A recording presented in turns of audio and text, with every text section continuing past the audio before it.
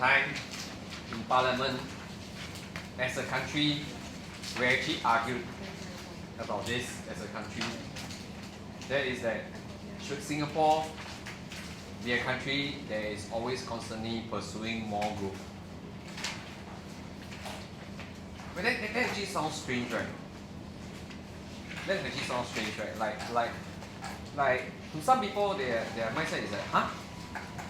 How can we even think about how would it even be possible to think about not pursuing more growth? Why would we be satisfied about not pursuing more growth? Right. So the fact is that there is always two sides to the argument, and I always like to think about macroeconomic issues, right, by shrinking it down to individual level. And fundamentally, ask yourself this question: would it be good if you earn more money? Then you say, this is a problem that is hard for me to internalize because I'm not earning money yet.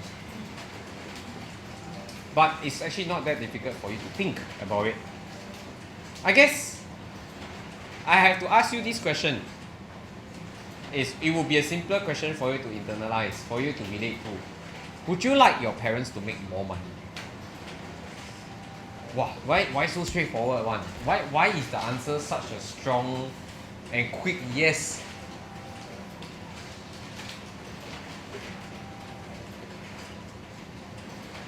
I think this question is a little bit more complicated than that, right? It shouldn't be a very straightforward yes. Why? Because the arguments are as follows. Number one, are your parents already working very hard? That there could be very responses to these questions. Some parents are slackers, right? I don't know how many of you have a slacker parent, but if you do, then you will say, yeah, he or she can afford to work harder if you have a slacker parent. I mean, I'm sure everybody have different kind of parents, right? Cannot be everybody's parent, wow, all role model parents, all hardworking one. Cannot be what? So if your parents are like slacker parents, they say, wow, I think he or she can afford to work harder, right? But if your parents is really working very hard, then you gotta ask, making more money comes at what cost? Time, health, stress, etc. Then I guess the third thing to ask is that how easy or how hard is it for my parents to make more money? If it's very easy, it means opportunity cost is lower ma. Then you can make more lah. No brainer, right? If the thing here is that your parents, for them making more money is a very tough thing to do. Very tough. Because of the way the job is very hard to make more money. And maybe not. So if you think of it from an individualized level and then you expand it outwards to macro, it's the same thing. It's the same thing for a country. Right. There are pros, there are cons associated with pursuing growth. One, this is whatever we've learned just now.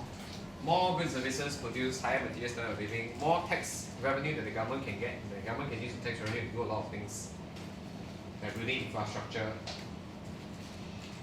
Lower unemployment because of more goods and services being produced, requiring more factor inputs. Cons, usually high growth comes also with this problem called income inequality. Usually high economic growth come with widening income inequality. What is the problem with widening income inequality? It's actually more, I will just highlight, different people have different views on this. Different people have different views. Different economies have different views on this. Some say that income inequality is a very economical problem.